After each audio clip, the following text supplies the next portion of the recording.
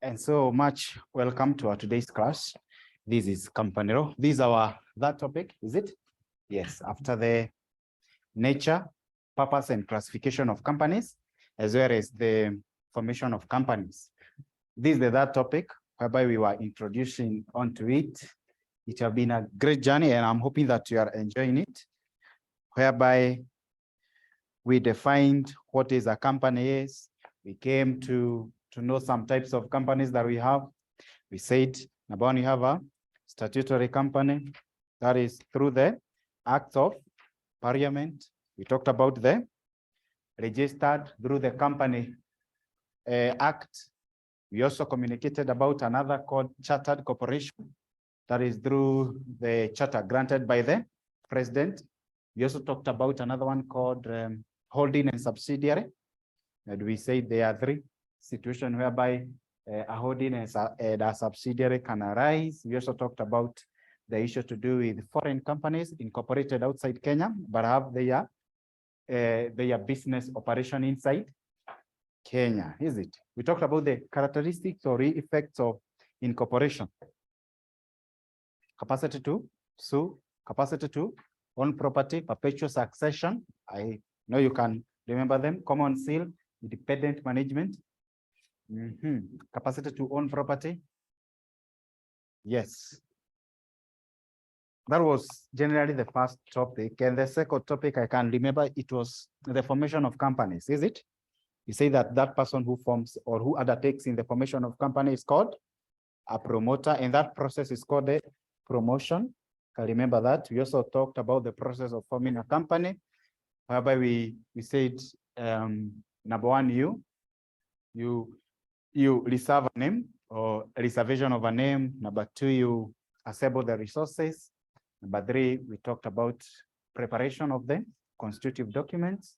Number four, you present those constitutive documents. Number five, payment of the stamp duty. And last one, number six, you say the registration and issuance of the certificate of incorporation, is it?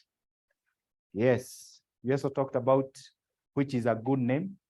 You cannot name your company under international organizations whose Kenya is a member, such as UN, WHO. You cannot name your company a person like Simon. And Simon is not a director. You cannot name your company a name that is connoting immoral connotation. You cannot name your company other. True? Yes? Yes? Yes, sir? You cannot name a company? Yes, you cannot name your company, that's true, or a name that is already existing. Also, you cannot name a name of a company that is bringing some misunderstanding in the concept of the geographical operation. Like you call your name, your company ABC East Africa Limited, and it's just operating in Fagana Street, is it? Reservation of or the assembly of the resources, we said the human resource, as well as the capital, is it? The constitutive documents, which are these? They are the MOA, AOA, the director's consent, among other things. We talked about the MOA, is it? Yes, memorandum of association, and we said it is the external constitution of the company, is it? Yes, and the AOA, it's the internal constitution of the company. We talked about the content or elements of the memorandum of association. We have name clause, is it? We have capital clause, is it? We have, yes, object clause, yes. We also talked about the limitation of liability clause. Another one, it was association clause, is it? Yes. Object clause, there were three. There is main object, there is subordinate object, as well as the implied, is it? Was it an implied? Yes, implied, yes. And later on we are just having a quick recap of what we have been doing. Later on, we introduce the membership. Actually, it's membership of a company. And we said a member is somebody whose name appears in the register of members. And we said the shareholders. The shareholders, those are the people who have some rights or have some ownership onto the company, meaning that you can be a member and you're not a shareholder, is it? And you can as well be a shareholder without membership. Membership without shareholding, we talked about the issue to do with the subscriber of the memorandum of association. We also talked about the bankrupt member, the deceased member, in case or in case of a limited company by guarantee, or in case of unlimited company, that's whereby we don't need any share capital, is it? Sorry. And also in a situation whereby the company goes into liquidation, is it? Shareholding without membership. We also talked to the transferee of all of his shares. Also, we talked about the issue to do with the bearer of the share warrant, the personal representative, as well as the trustee in bankruptcy, is it? We also talked about the ways of becoming a member. Do you remember them? Number one is through subscribing to the memorandum of association, your willingness. And number two, we also talked about the issue to do with the by agreement, whereby we were classifying all of the others under agreement. That is the transfer of shares, application and allotment, estoppel, transmission on death, transmission on bankruptcy. We talked about cessation, or that's where we were to start from today. That's where we were to commence from today. So termination is today's class. That's where we shall commence. Termination, stoppage, or cessation of membership. In short, we are talking about a situation whereby now you can be stopped from you being a member, and they are classified into two. They are classified into two. That is number one, operation by law. Number one, we have operation by law.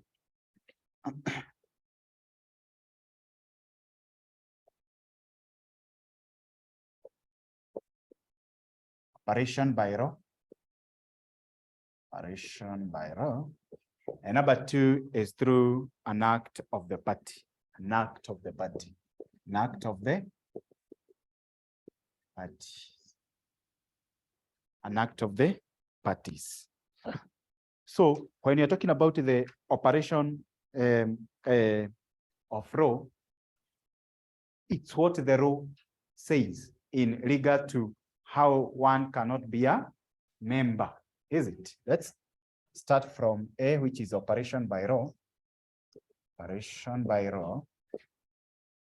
And it says number one is on death. You have died, then you cannot do what? Number two is all about bankruptcy. If you are bankrupt. Number three, we have the issue to do with liquidation or winding up.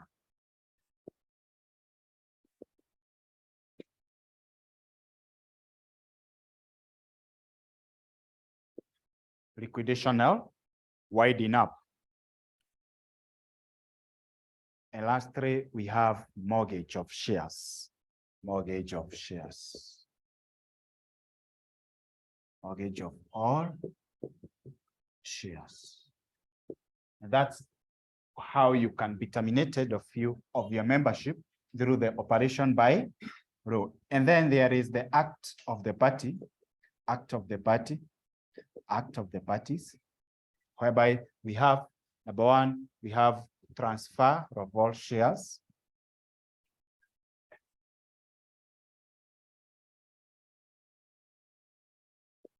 Number two is surrender or a willing through surrender of all shares.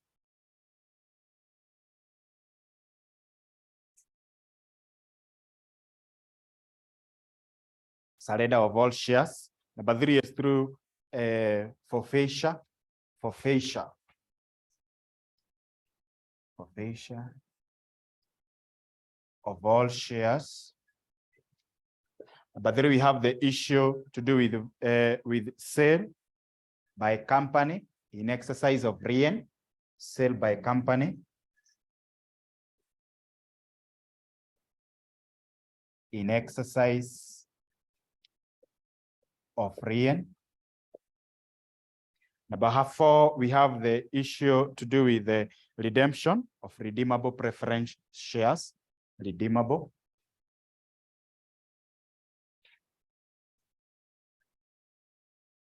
Or redemption of redeemable preference shares, redeemable preference share redemption.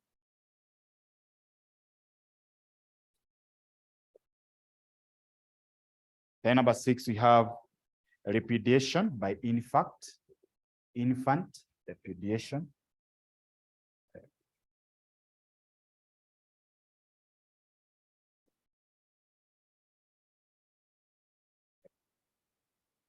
Lastly, number 7, we have the issue to do with the disclaimer by trustee in bankruptcy. Disclaimer.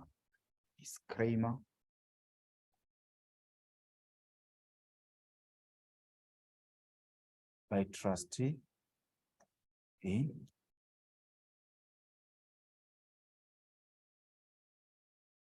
and these are the ways or situation whereby one can be terminated or stopped or censored of you being a member of a company. Is number 1, if you transfer all of your shares, if you surrender all of your shares. Forfeiture, we are talking about cancellation. Forfeiture is all about cancellation. Then sale by company in exercise of REN. REN means that assuming now you have taken some legal mortgage and your security was these shares. You see? So if now you have failed to adhere to the loan that you have taken and the security that you have taken was secured through the shares, then the company can sell the shares. Are you together? Then redemption of preference share, redemption of redeemable preference shares. In our next topic, we shall be talking about the issue to do with the different types of shares. And one of the type of shares is preference shares.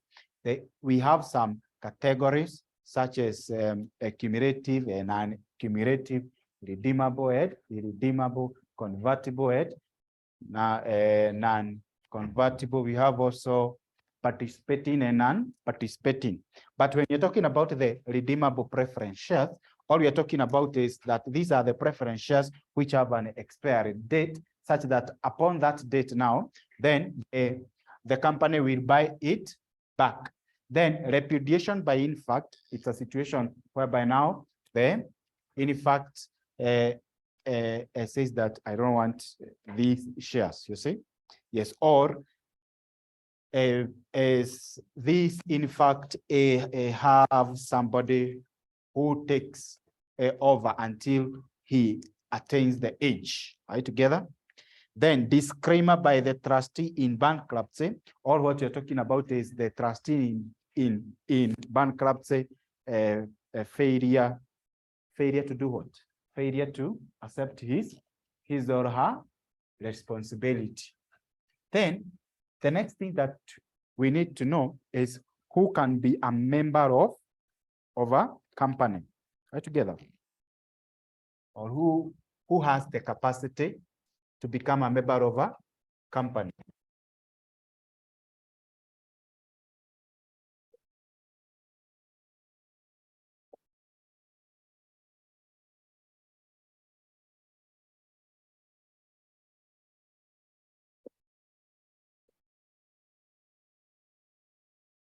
And number 1 is a corporation. We said that, remember, a corporation is a body corporate, is it? Is an artificial person, is it? Yes. Number 2, we have the personal representative. Personal representative. Number 3, we have trustee in bankruptcy. Trustee bankruptcy. Number 4, we have a foreigner. Number 5, we have an infant. Is it? Or a minor? Yes, an infant. A minor. These are the people who can be a person who can be a member of a company. Together. Yes. The next thing that you should know is all about the rights of a member. If now you are a member of a certain company, which are some of the rights do you have? Rights of a member. Rights of a member. Rights of a member. Rights of a member, they are 4. Number 1, you have corporate membership rights. Corporate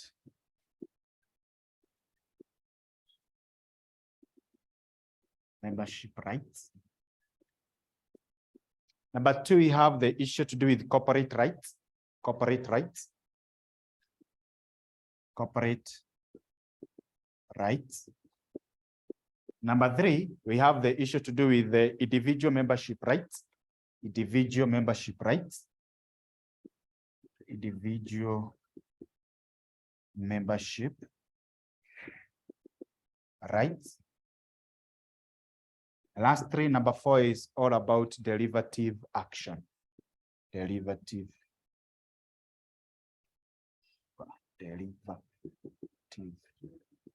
action. When you're talking about these rights, when you're talking about the corporate membership rights, these are the rights which are enjoyed by the members as a group.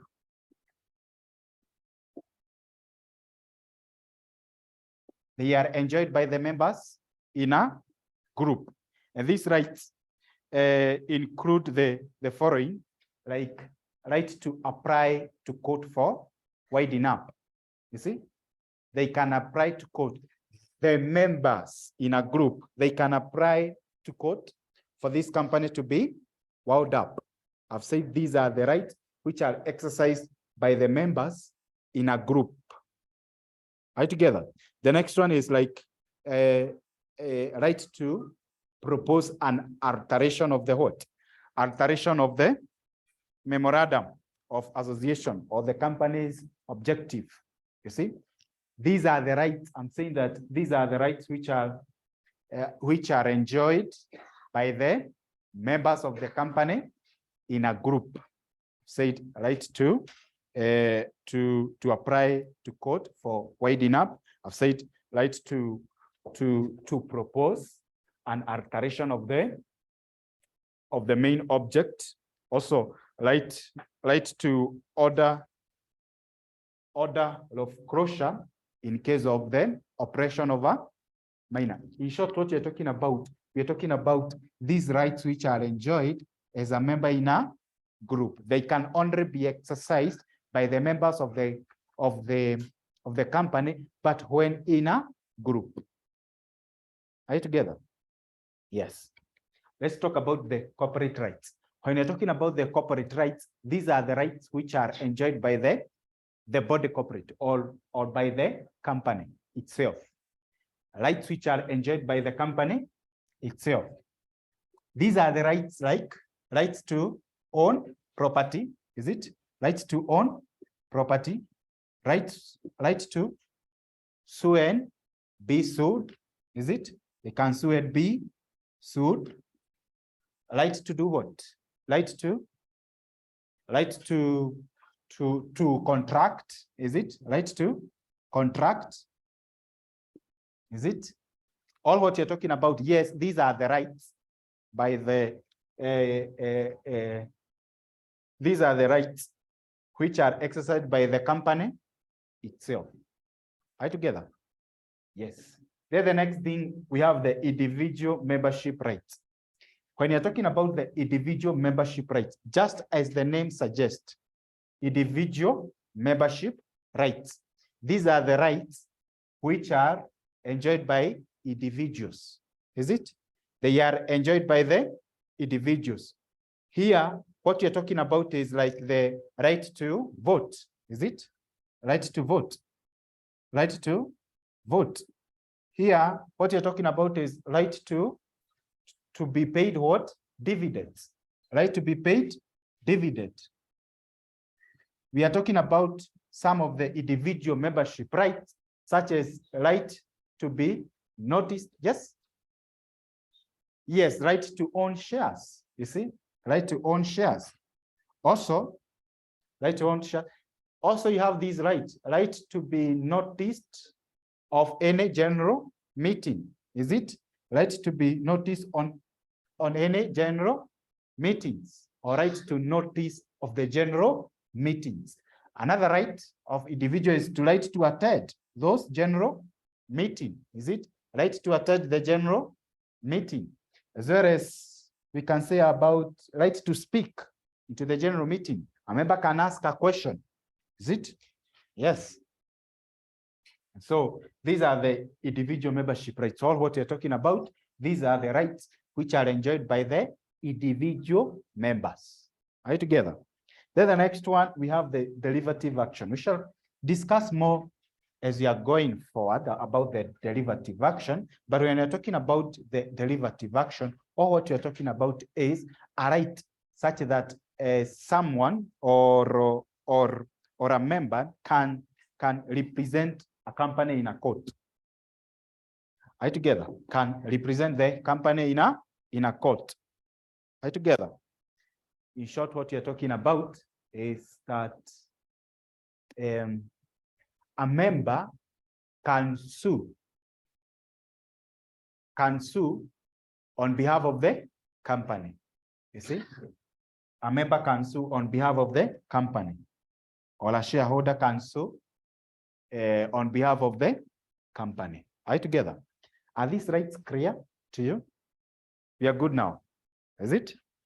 We have said about the corporate membership rights. I say these are the rights which are enjoyed by the members when in a group. We have said about the rights to alter the memorandum of association, right to what? To apply for winding up in a court of law, right to say that this company should be closed. Probably there was an issue to do with the oppression of the minority, is it?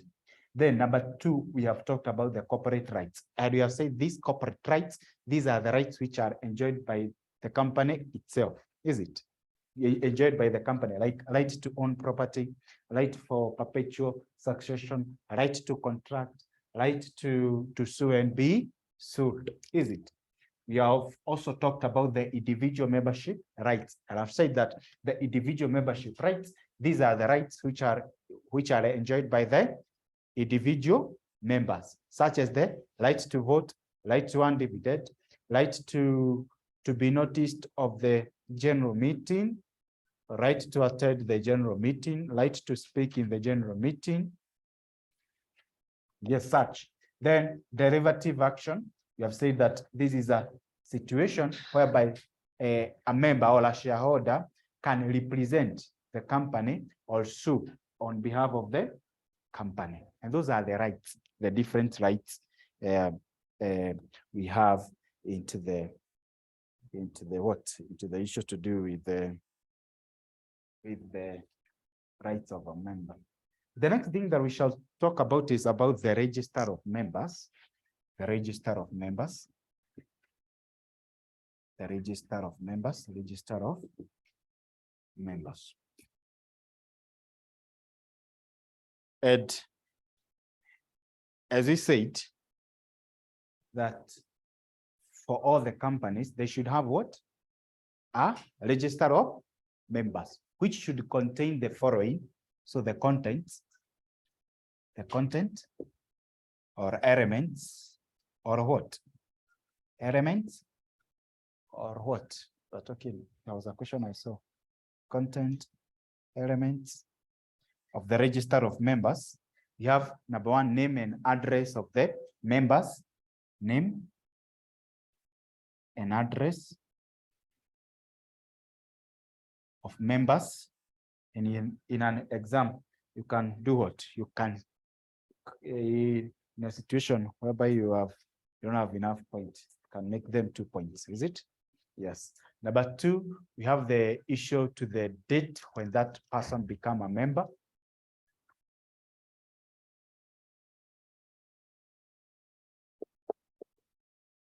Date when that person become a member. Date when that person become a member. 3, the amount paid up or agreed to paid up. Amount paid up.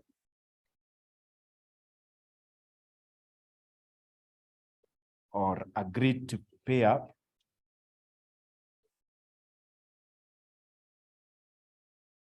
In respect to shares. In respect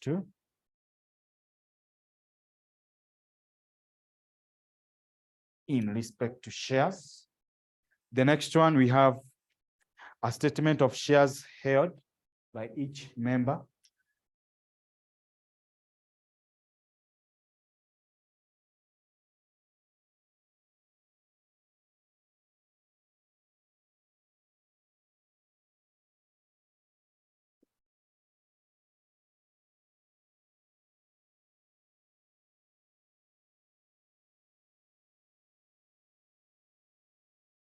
Then next one is the date of cessation. Yes. Date of cessation. The date of cessation. Or date of membership termination.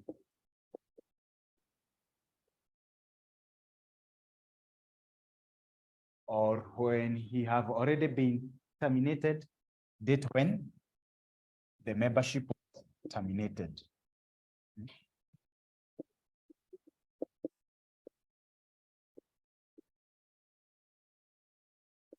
And together, yes.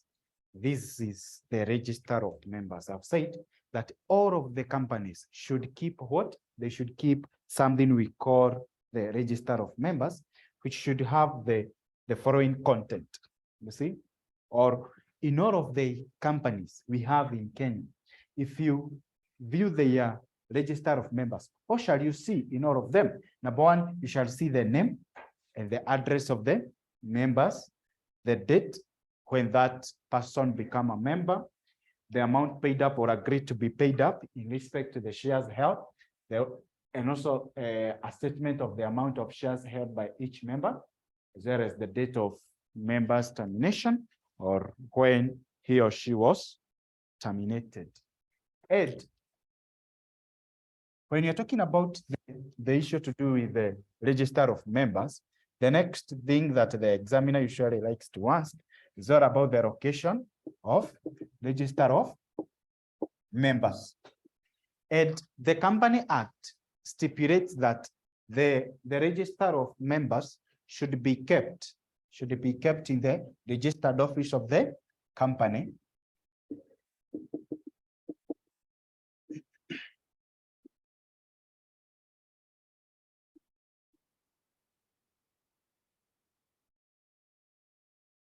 The Company Act stipulates that the register of members should be kept. Should be kept on the registered office of the company, or may be kept on another place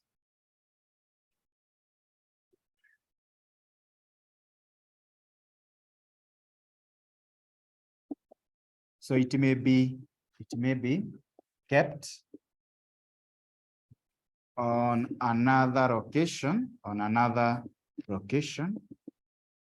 provided number 1, it's the other office of the company. It's the other office. It's the other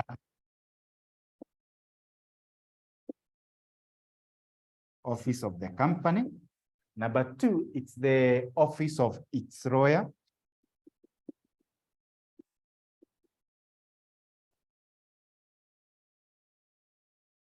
Number 3, provided that it's inside Kenya, it's not outside Kenya, or it's inside Kenya. The register have been informed within 14 days.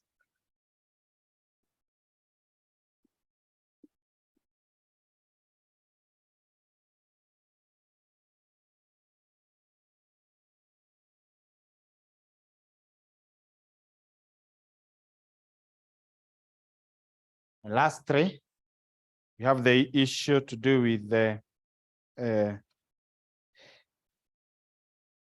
if the company have arranged with another person, provided there is an agreement with the company. That is, if the company arranges with another person for making up the register. The company have arranged with another person to keep the register. What you're talking about, this person can be an artificial person or can be the other company, is it? Yes, or the subsidiary. I've said the location of the register of members, what the Companies Act says is that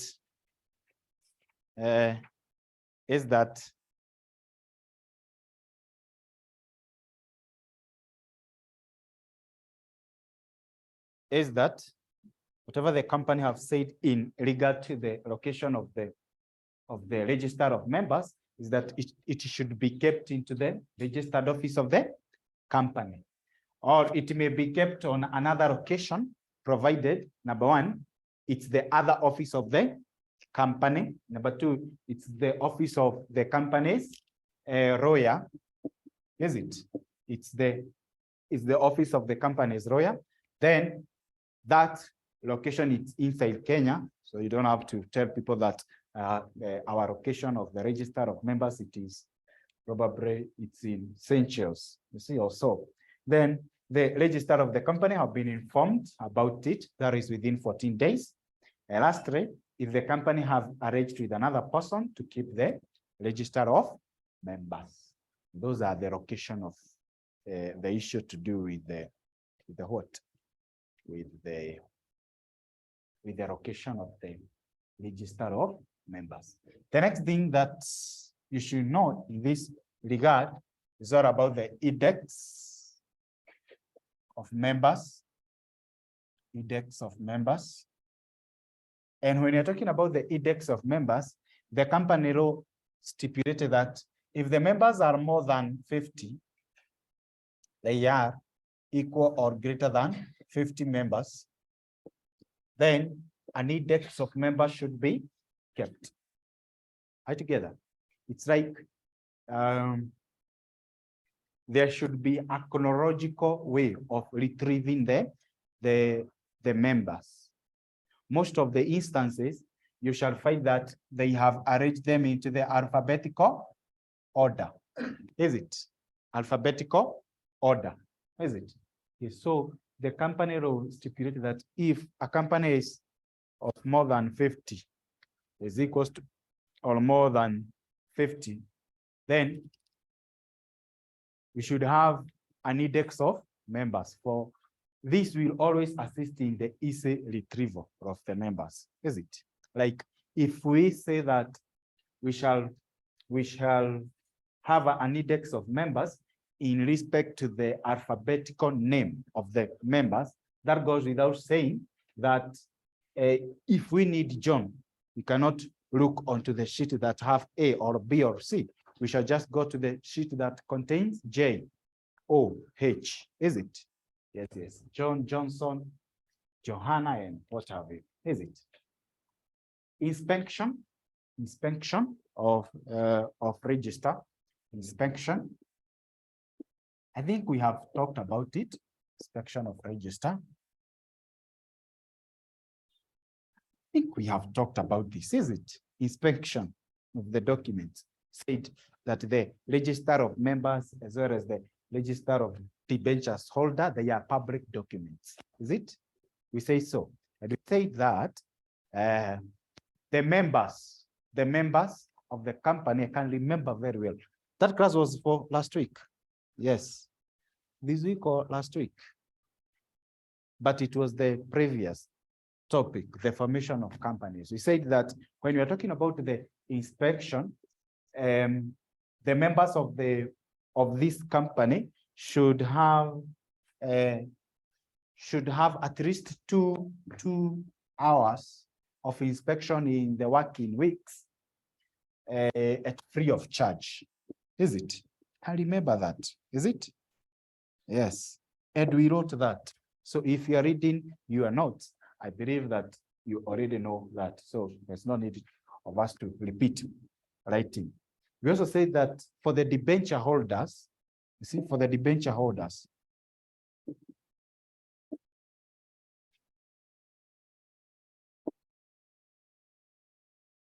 we say that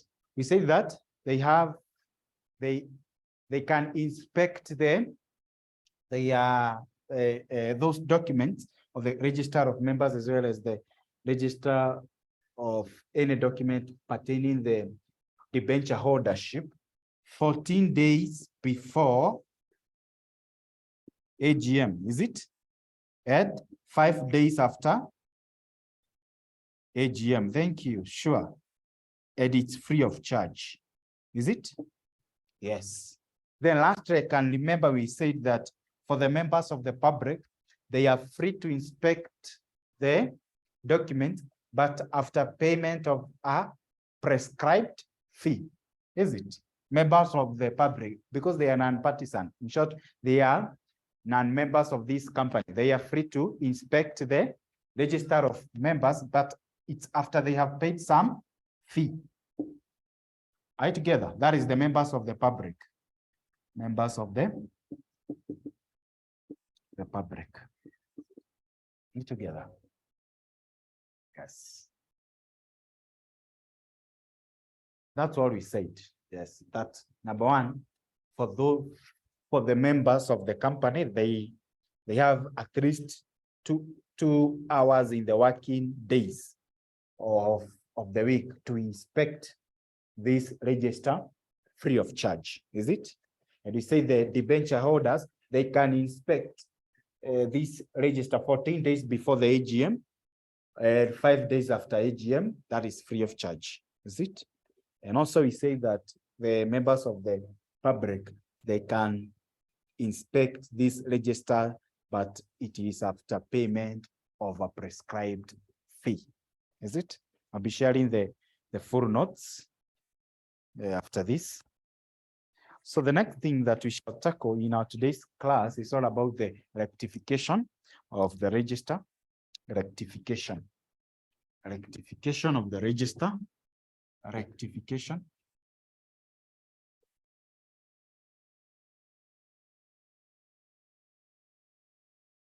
And when you're talking about the rectification, this is all about the alteration, is it? And alteration, you usually apply to the High Court. You apply to the High Court, or the Company Act have given mandate to the High Court to alter the register of the members. And the register of members can be altered into two ways, or the conditions that might result to the alteration are two. And number one, if your name appears into the register of members in a wrongful way. You see, if your name have appeared, is it?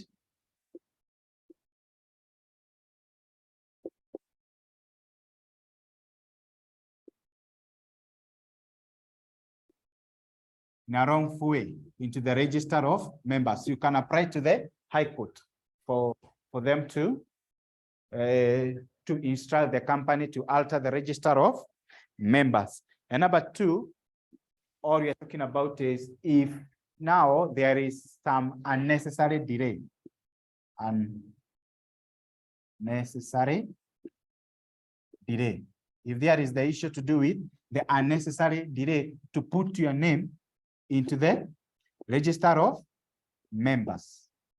You can apply to the register of to the High Court for them to instruct that the register should be altered. I've said if your name appears into the register in a wrongful way. And number two, I've talked about the issue to do with the unnecessary delay appearing for your name to be posted there. And who can apply for the rectification? Who can apply? Who can apply? Who can apply? Who can apply for the rectification? Rectification. And these three people can do what? Can apply to the High Court for the rectification. And number one, we have the aggrieved person, the aggrieved person, the aggrieved person, the aggrieved person. Number two, we have the member. A member can apply to the High Court. And number three, we have the company. The company itself can apply to the High Court for the rectification.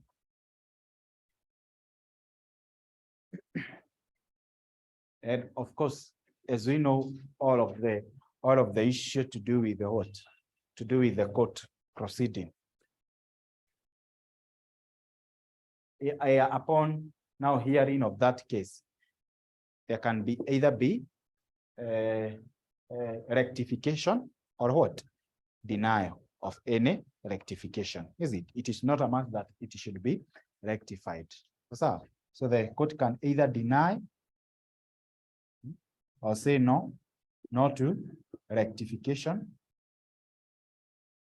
or proceed, or give a verdict to approve what? To approve rectification. Is it? Yes, yes. Then the next thing that this examiner usually likes to ask in this topic, known as the issue to do with the membership of a company, is all about the rule of force versus arbitro. The rule of force versus arbitro. The rule of force versus arbitro. Yes. The rule of force, the rule of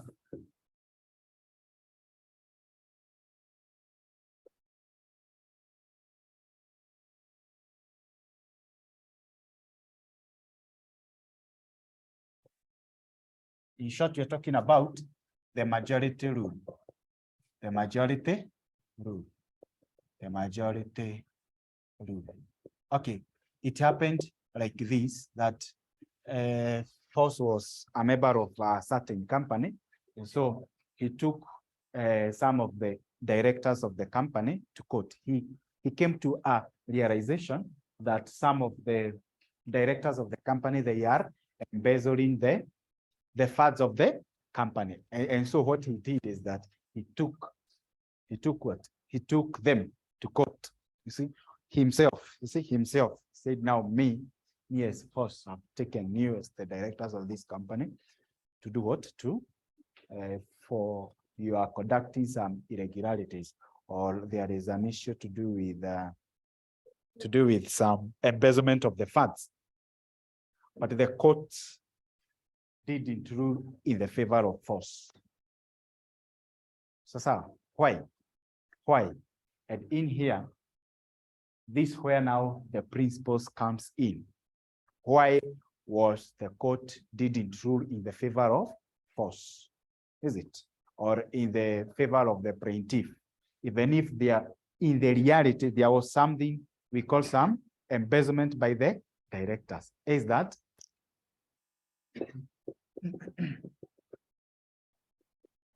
Proper plaintiff is the company. That it was the company itself that should have taken the directors to the court. not force. Are you together? Or there are some people that we have left behind? Are we understanding this concept? Yes? Yes? Oh, I'll say that it was a rule whereby it's mostly regarded as the majority rule or the force versus habot. It is a situation whereby now force or a member realized that the directors of the company of which he is a member, they are embezzling the facts of the company. And so what he did, he took them to court. Are you together? He took them to court. But the court didn't rule on his favor. The court didn't rule on his favor. Why?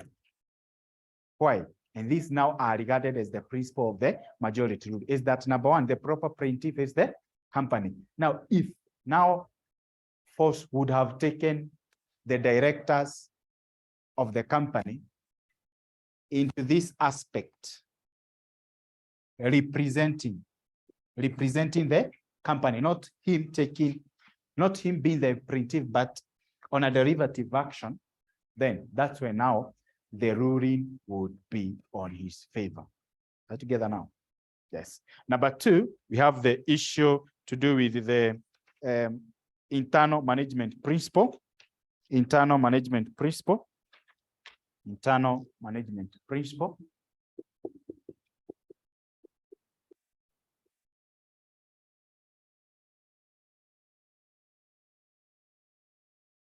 In short, we are talking about that a company, it is a democratic what? It is that the court won't interfere with the management of the what? With the management of the company, or the court of law will not generally interfere with the internal management of the company. And this was one of the reasons as to why the Supreme Court rules in the favor of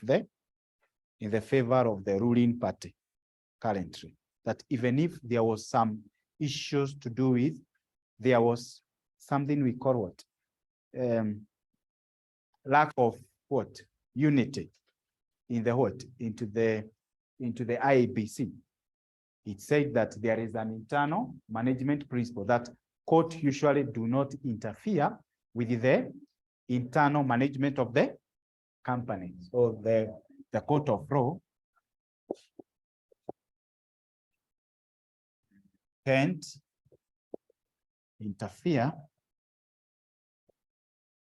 with the internal management of the company. And that's why it was approved that the issues to do with the Chebukati and the Cherera, it's non-partisan, or it's not really the issue to be solved by the Supreme Court or any court, unless now there is now a case specifically to solve this issue. Are you together? Yes. And lastly, we have the irregularity principle. Irregularity principle.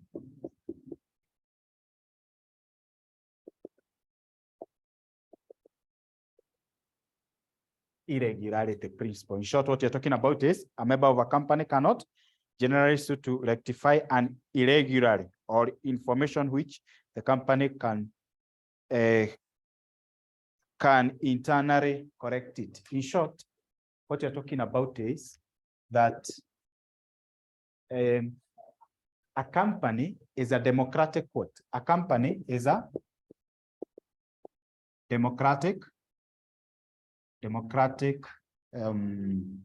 organization whereby the members have a right in the voting. You see, members exercise their democratic will through voting. that is in the general meetings. So this rule of force versus habot, when you're talking about the majority rule, why we are talking about the issue to do with why this case was ruled in the favor of, or it was not ruled in the favor of force, is that number one, the proper plaintiff is the company, that the person who was aggrieved was the company. So the company was the one who was supposed to take the directors to the court, you see, as a body corporate. Of course, in a situation whereby there is a derivative action and not the member. Number two, we have the internal management principle. I believe for those who followed the issue to do with the aftermath of our 2022 election, this was one of the major points, is it? Yes, they said that the court, or generally, court will never, or according to the constitution, the 2010, that court of law cannot interfere with the internal management of any organization, you see, unless there is some criminal involvement. Like for instance, a director killed another director. Now that's whereby now the issue with the court can come to rise. But onto some differences, you see, I cannot interfere with that. And that's why we usually say, or people usually say that when we are talking about the issue, have you ever gone to, in our village, once upon a time, that was on 2010 when I was in, 2010, I saw some two brothers fighting. You see, some two brothers fighting. Actually, they were twins. There were two brothers who were fighting. Then a certain guy came to separate them. Now, instead of now being separated, now the two brothers now came and now started beating the guy. You see, why are you beating us? Why are you see? So the internal management principle, as well as number three, the issue to do with the irregularity principle. That is, a company is a democratic organization whereby members exercise their democratic will through the voting. So in short, you are saying that this force would have taken the directors to the AGM. I together had raised that issue. But when you're talking about that, let's talk about the doctrine of derivative action, because it's as if we have talked the issues against the derivative actions, is it? Let's talk about the derivative action. Derivative action. Our honorary student, you can take a screenshot, so as you can proceed on. Said about the termination or the stoppage or cessation of membership that is classified into two. That is either onto the operation by law, or number two, it's by the acts of the party. I've said that on the operation of the law, it's through death, bankruptcy, liquidation, or winding up, on mortgage of all shares. Then the issue to do with the act of the party, you have the transfer of all shares, surrender of all shares, forfeiture of all shares, sale by a company in exercise of lien. Actually, this is the sale of all shares, sale of all shares. Then redemption of redeemable preference shares, repudiation of the infact, and disclaimer by the trustee in bankruptcy.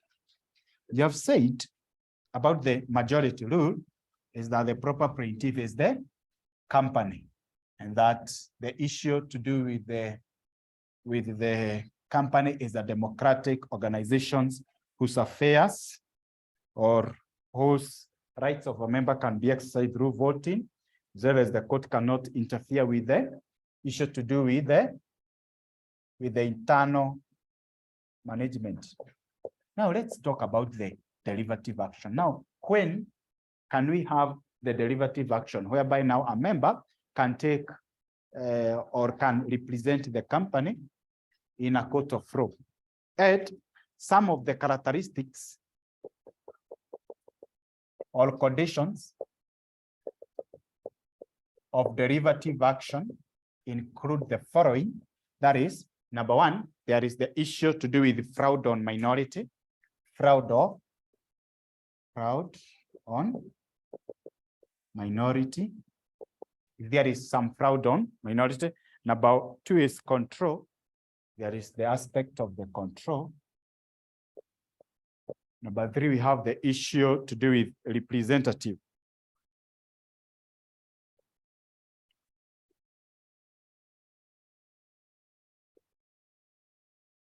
And lastly, number four, we have the issue to do with nominal dependent.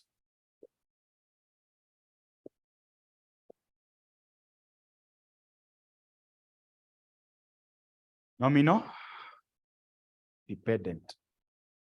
These are the conditions or the characteristics that have to be met for the derivative action to take place. Actually,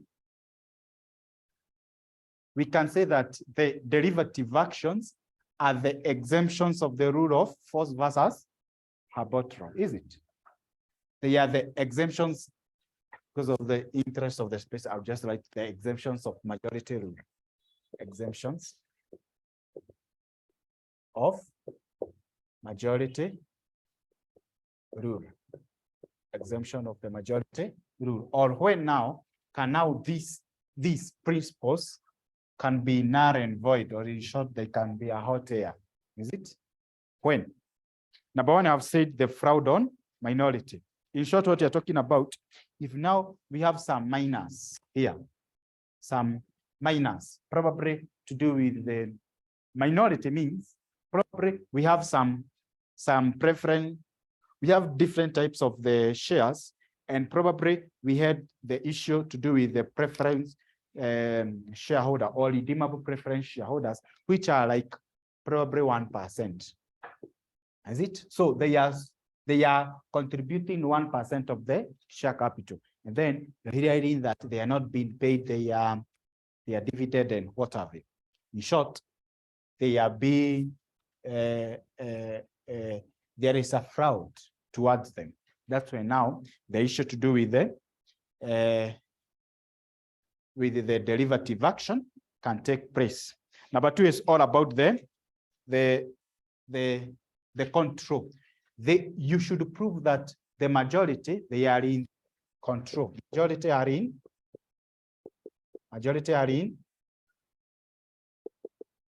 control. Are together? The majority are in control. And last three is about representation. Representation means that you're just representing the company, is it? You're just representing the company. And last three, we have the nominal dependence, or in short, is that if there shall be any benefit, it shall be the benefit of the company. Are you together? If there shall be any benefit that will arise, it will only benefit the company, but not you yourself. Are you together? Not you yourself. And these are the characteristics or the conditions that must be met for there to be some issue to do with the derivative, with the issue to do with the derivative actions.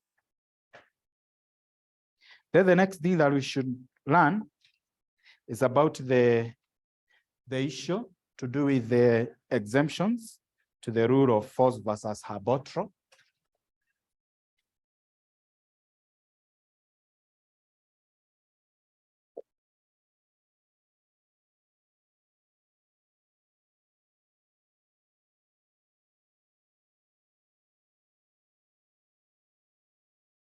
Exemption of the rule of force versus arbitral, or when these are the conditions that must be met. But here we are talking about the situations, you see? Yes, like for instance, when there is something we call ultra vires. There is some ultra vires. Ultra vires is what? It's beyond power. So in a condition or in a situation whereby there is ultra vires, then that cannot come to be. Then number 2 is fraud on minor. Fraud on minor. Fraud on minor. Number 3, you have to do with oppression to minority group. Oppression to minority group.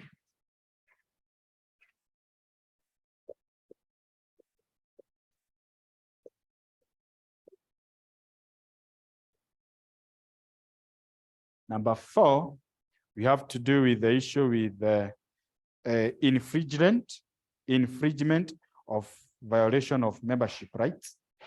Infringement.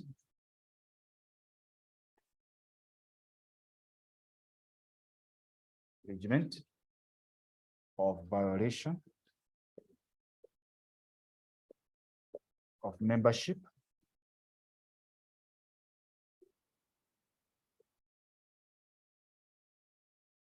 And lastly, number 5, we have the issue to do with the special majority qualification. Special majority qualification not yet met. Or special resolution, special or majority qualification, not yet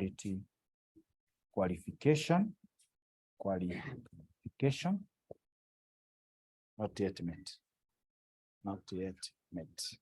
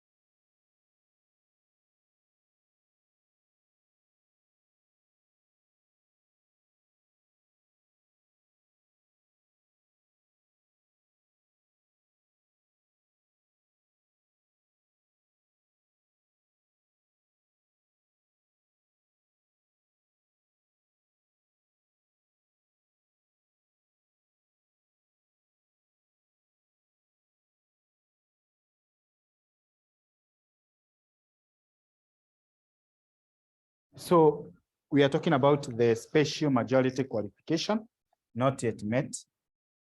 Not yet met. Is it? Yes. And these are the exemptions of the majority rule, or which are the situations that can happen whereby now these principles cannot be adhered to. And number 1, I've said it's ultra-vires. Ultra-vires, we said it's beyond power. Is it beyond power? In a situation whereby we are saying that in this condition, it's a situation whereby it is beyond the power of the company. Fraud on the minority, on the minor. Probably we have a minor. We say that some of the members of the company can be even an infant. Is it? So in a situation whereby there is a fraud that is happening toward him or her in respect to or the some of the issues he or she has been taken advantage of because of the mind or of his lack of knowledge or his being a minor, then these rules or these principles cannot apply. Then oppression to minority group, I have extensively discussed it into the fraud on minority, as well as infringement of violation of membership rights.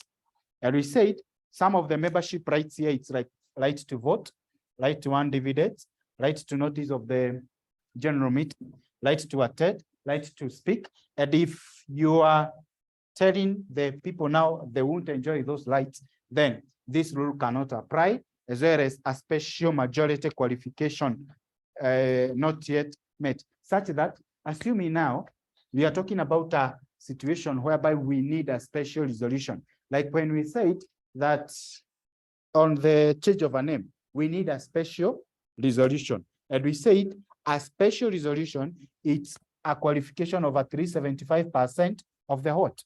of the members. But assuming now we have the issue to do with only 70% approved that, then this rule cannot apply. Are you together? Yes. Yes, we are talking about the characteristics. Conditions, exemptions. Yeah, I was saying derivative action, it's similar as the exemptions. Generally, it is the exemptions of this rule, because we say that these rules or the majority rule, we say that it is a situation whereby now a member cannot take or cannot sue on behalf of the company. But this other rule say a member can sue. Is it? Yes, yes. And some of the characteristics or the conditions that can meant to fit are like the fraud on the minority control representative as well as the nominal. Yes, and these are now the exemptions, which are now the situations. Are you together? Yes, yes, thank you. Then the last thing in this class, actually it's all about the minority protection rule. We have talked about who has the capacity to be a member. We have the corporate. I don't mean not to add an individual here. You see now, if we can add an individual here, it will swallow this one, this one, this one, and this one, is it? Yes, yes. So kindly don't add an individual there. Yes. The last thing that we shall be tackling in this topic is about the minority protection rule.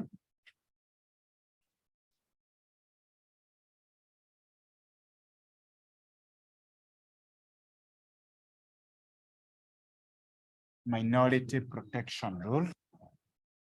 Minority protection rule.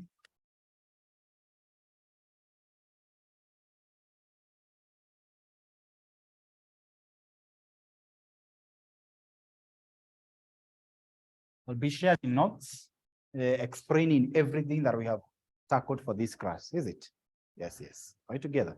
Yes. And when you're talking about the minority protection rule, you have seen that the minor or the minority, they can be violated in a way, is it? And so they need to be protected. Another one is minority protection at common law, minority or classification. They are classified into two, that is minority protection at common law.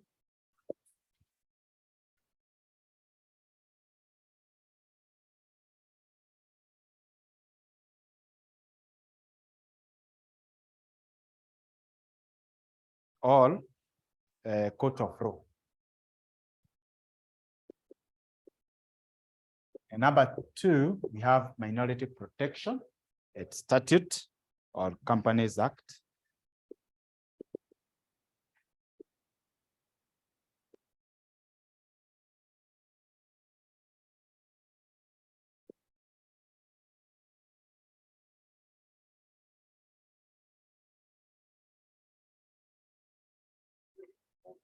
These are the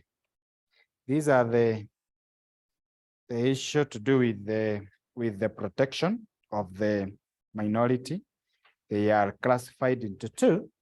However, I've said number one is through minority protection at common law or by court of law, or which are the issues whereby now the court of law can say no, even if the company have agreed. There is majority amicable or amicable conclusion, such that now the court of law can say no, or when the statute or the Company Act says no. You're tired? You're tired? The last thing, one page, actually, is it? One page. And I came at 4:30. Yes, sure. I had given you time to relax. So our is we have the minority protection at common law? Or when can we? Is number one, we have majority decisions. Can write majority decisions, majority decisions, majority decisions. You can write majority decisions made in bad faith, made in bad faith, made in bad faith, majority decisions made in bad faith may be challenged before a court of law, may be challenged before a court of law. Majority decision made in bad faith may be challenged before a court of law. Majority decisions made in bad faith may be challenged before a court of law. 2, majority decisions, number two, majority decisions made in contravention, majority decisions made in contravention of the article, majority decisions made in contravention of the articles or regulations of the company may be challenged before a court of law. Majority decisions made in contravention of the articles or registration of the company may be challenged before a court of law, may be challenged before a court of law. Lastly, number 3. Lastly, number 3, although court of law cannot prevent the majority from voting selfishly, although the court of law cannot prevent the majority from voting selfishly, although the court of law cannot prevent the majority from voting selfishly, they must always do so in the best interest of the company. They must always do so. They must always do so in the best interest of the company. Although the court of law cannot prevent the majority from voting selfishly, they must always do so in the best interest of the company. They must always do so in the best interest of the company. And those are the protections of the minority at common law or court of law, such that if you do something which is of bad faith or probably, in short, like for instance, fraud, it can be done what? It can be charged under the court of law.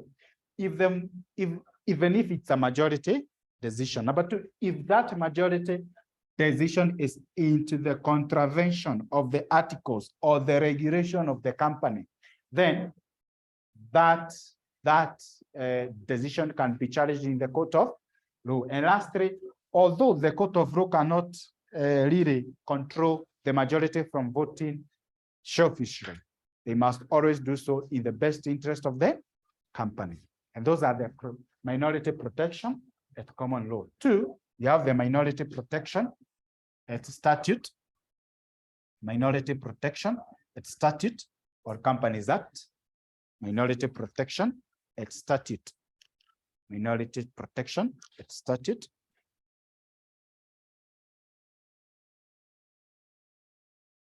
minority protection at statute or Companies Act, minority protection statute, Companies Act. Number 1, we have the alteration of a class right.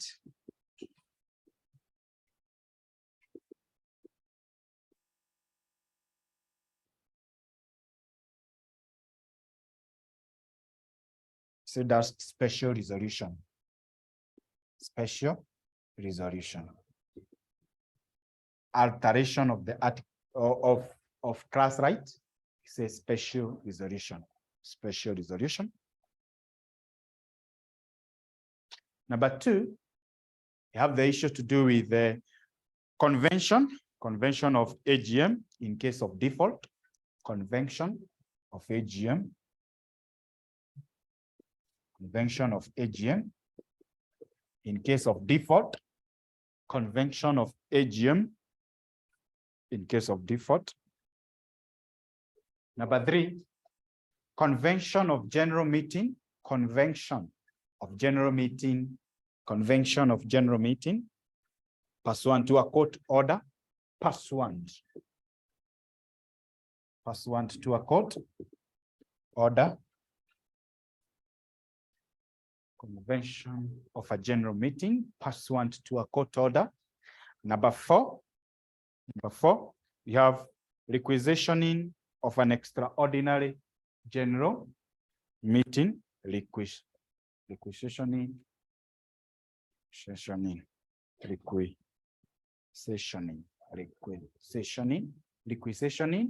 of an extraordinary general meeting.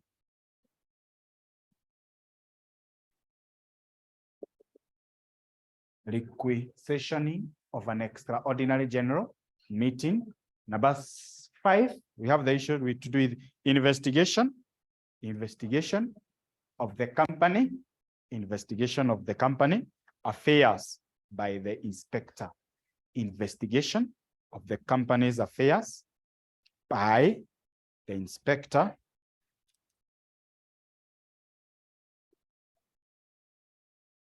Investigation of the company affairs by the inspector, whereby, or the conditions, right there, conditions, so whereby the foreign conditions have to be met, whereby, or the conditions have to, or the foreign conditions have to be met.